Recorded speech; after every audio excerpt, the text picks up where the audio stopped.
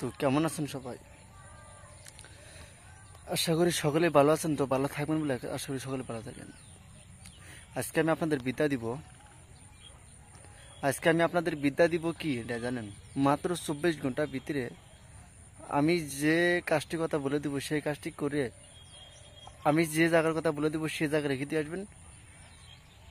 আপনি যার নাম দিয়ে আপনি ওই কাজটি করবেন সে কুত্তার মতো আপনার পিছনে পিছনে দৌড়াবে। তো আমি অতি পরীক্ষিত আর অতি পাওয়ারফুলভাবে আপনাদেরকে দিয়ে দেব। হ্যাঁ, আপনারা মনোযোগ সহকারে দেখবেন আর কাজগুলো করার জন্য চেষ্টা করবেন। কাজ যাতে বিফল না যায়, কাজ যেন সমাধান হয়। আপনার কাজ আপনি নিজেই যেন করতে পারেন, অন্য কেউ যেন আপনার কথাটি না বুঝতে পারে। আমি আপনাদেরকে বিদ্যা এজন্যই দিব আর এজন্যই শেখাতে চলেছি। অনেক তান্ত্রিক দেখবেন, প্রতারণা তান্ত্রিক আছে, লোকের টাকা মেরে মেরে খেয়ে সে দেখবেন বসে আছে। হয়তো সে বলে যে আমি ভালো লোক। হ্যাঁ, ভালো আর খারাপ আপনি কি পরিচয় পাবেন, কি পরিচয় করবেন, সেটা হয়তো তর্কে বহু দূর, সেটা অনেক দূরে যাক। তো আমি আপনাদেরকে সেই বন্ড তান্ত্রিক বা সেই বন্ড প্রতারণা থেকে আমি আপনাদেরকে দূরে রাখার জন্য, দূরে সরানোর জন্য আমি এই ক্রিয়াটি দিয়ে দিব। তো আমি সেজন্য এই ইউটিউব চ্যানেলে নেমেছি যে সবাইকে হাত থেকে রক্ষা করার জন্য। হয়তো একজন লোক সবার কাছে ভালো হতে পারবে না, কেউ না কেউ তার পিছনে একদম মানে এরকম সিধা আছে না, এরকম ব্যাখ্যা করেই থাকবে আর তাকে ধ্বংস করার জন্য গায়েল করেই থাকবে। একজন লোক কখনো কোনো টাইম কোনো সময় ভালো হতে পারবে না, এটা মোটেই না। তো সেই সব কথা না মেনে, সেই সব কথা না শুনে যদি আপনি একটা বড় উঁচা পত্রে হতে চান বা উঁচা পত্রে নাও হতে চাইলে আপনি লোকের কাজ করে দেন, হ্যাঁ, সেই সব কথা মনে করে আপনি যদি এই ক্রিয়াটি যদি করেন, তাহলে সে মেয়ে আপনার পিছনে কুত্তার মতো দৌড়ায় আসার জন্য সে ব্যাকুল হয়ে যাব। আমি আপনাদেরকে আশীর্বাদ করে দিয়ে দিব এবং অনুমতি সহকারে দিয়ে দিব। আপনি যে কাজটি করবেন, সর্বপ্রথম আগে মন্ত্রটি দেখে নিন, তারপর আমি নিয়ম দিয়ে পরে বলছি। স্ক্রিনে যে মন্ত্রখানা দেখতে পারলেন আপনি এই মন্ত্রখানা খুব ভালো করে মুখস্থ করবেন।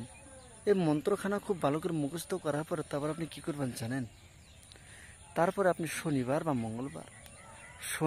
মঙ্গলবার বা অমাবস্যা বা পূর্ণিমা, এই 4টি দিনে, এই 4টি রাতে আপনি কাজটি করতে পারবেন। 4টি রাতে কিভাবে কি করবেন তো আমি আপনাদেরকে বলছি। আপনি বাজার থেকে এক দামে বাতাসা কিনে নিয়ে আসবেন, সেই বাতাসা আনার পরে, হ্যাঁ, ওই বাতাসা আপনি বাম হাতে নিয়ে আজকে দেওয়া এই মন্ত্রখানা আপনি 3বার পরে 3টি ফুঁক দিয়ে, হ্যাঁ, আপনি একটা কলার মেজপাতা নেবেন। কলার মেজপাতা নেওয়ার পরে সেই কলার মেজপাতার উপরে আপনি রেখে দিবেন। আপনি 2-3টা ধূপকাঠি জ্বালাই রাখবেন। আপনি এটা করবেন কখন? আপনি শনিবার দিন বা মঙ্গলবার দিন বা অমাবস্যা বা পূর্ণিমা সন্ধ্যার সময়। তা কোথায় করবেন? আপনি করবেন এটা 3 মোড় রাস্তায় গিয়ে, বা আপনি করতে পারেন বাড়িতে। আপনি চাকু দিয়ে হোক বা নখের আঁকা দিয়ে হোক, হ্যাঁ, আপনি 3 মোড় রাস্তা বানাইবেন। বানিয়ে সেই 3 মোড় রাস্তার উপরে আপনি এই কলা পাতাটি রাখবেন সর্বপ্রথম। রাখার পর তারপর আপনি বাতাসা রাখবেন। আপনি হাতে মন্ত্র পড়েন, তারপর আপনি বাতাসা রাখবেন। তারপর আপনি 3টা ধূপকাঠি জ্বালিয়ে দেবেন। বাস, এটুকু আপনার খেলা। তো আপনি যেটাই রাখবেন, মানে যেখানে রাখবেন সেখানে যেন সারা রাত থাকে ওই বাতাসাটা, আর পিঁপড়াই যেন খায়। বাতাসা পড়ার সঙ্গে সঙ্গে যেন পিঁপড়াই খায়। পিঁপড়া খাওয়ার সঙ্গে সঙ্গে দেখবেন পিঁপড়া যখন বাতাসা শেষ করে দিবে, বাতাসা শেষ করে দিবে। পিঁপড়া আসার সঙ্গে সঙ্গে দেখবেন যে আপনার কাজ শুরু হয়ে গেছে। পিঁপড়া আসার সঙ্গে সঙ্গে ভাববেন যে কাজ শুরু হয়ে গেছে। আপনার 10 মিনিট লাগবে না পিঁপড়া আসার জন্য। দেখতে পারবেন আপনি সুস্থ থাকেন, সুস্থ থেকে কাজগুলো করেন আর ধৈর্য মেনে কাজগুলো করেন, 100% সমাধান পাবেন। আপনারা কিছু করতে হবে না, একদিন করবেন, আপনার দোসরা দিন করতে হবে না, একদিন করলে আপনি কাজের রেজাল্ট পাবেন। তো সকলকে আমি বুঝাই দিলাম আর সকলেইকে আমি কাজগুলো শিখাইলাম। তো কাজগুলো করলেন। আর যদি কাজ